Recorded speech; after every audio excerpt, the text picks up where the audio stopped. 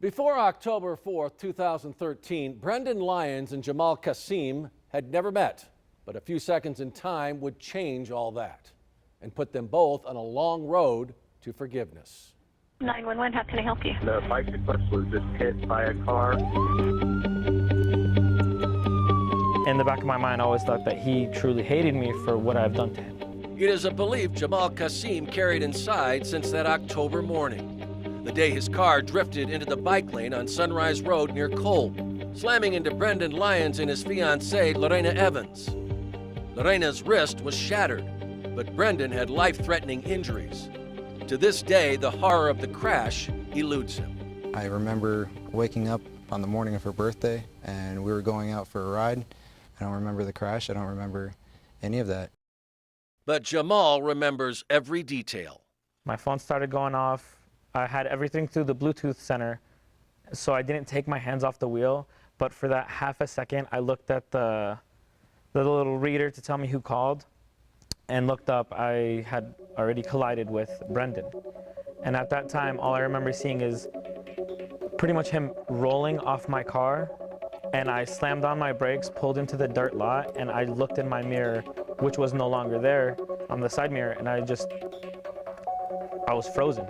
Trying to comprehend what had just happened, Jamal says he got out of the car and realized he had just hit two people. He reached Lorena first. She had sat up, and she's like, no, go check on him, go check on him. So when I checked on him, he was laying on his side, and then for the brief moment, I forgot he was screaming. And all I can remember that he was just laying there, and I thought I had killed him. 911. Oh, my car just swerved and I accidentally hit two bikers. After making the 911 call, Jamal then says he held it together until he called home. As soon as I called my parents, I just could not stop crying. I could not speak.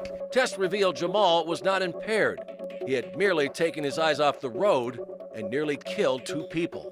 Lorena miraculously escaped serious injury, but Brendan faced a much longer recovery.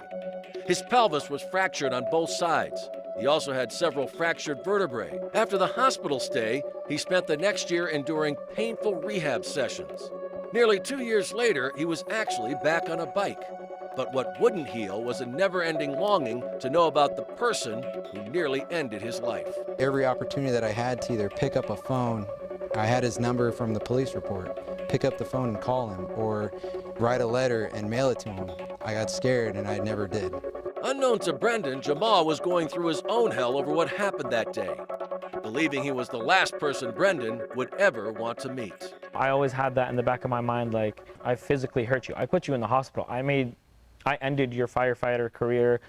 I've done so much to hurt you. Why would you want to accept my apology? It appeared the two might forever keep their distance until fate stepped in.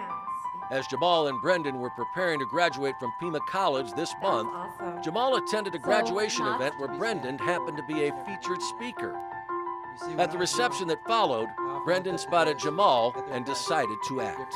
I look up and I saw him. And I put my food down and I approached him. I said his name. I introduced myself. I said, I'm Brendan Lyons. He looked at me as if he had seen a ghost. I started to choke up. I gave him a hug. And before he could say anything, the three words out of my mouth were, I forgive you. When he gave me that hug, I felt all this guilt just pour back in me. All those feelings from the day of the accident just come back. And then at the same time, it was a big relief to have that forgiveness, to have that acceptance of what had happened. I had immediate closure. It was almost like a cleansing. It was almost as if all these years of being afraid or of what to say or how to say it, and having that closure and meeting the man who almost took my life. It was powerful. Brought together by a mutual need to heal, Brendan and Jamal may not be destined to be lifelong friends. They did graduate together, sharing selfies. The two also agreed to sit down in front of our cameras to tell their story of forgiveness. Jamal says it was not easy for him, but he hopes his message will keep others from a split-second mistake. Pay attention to the road. That's the biggest part. Even if it's not your phone, you have so many other distractions. And the second message is, mistakes happen. Mistakes happen to everyone, big, little, whatever it may be. But it's what you do with it is what impacts your life and everyone else's. According to the National Highway Traffic Safety Administration, on average, more than 8 people are killed and nearly 1,200 injured in the United States every day in crashes involving distracted drivers. Sean Mooney, News 4, Tucson.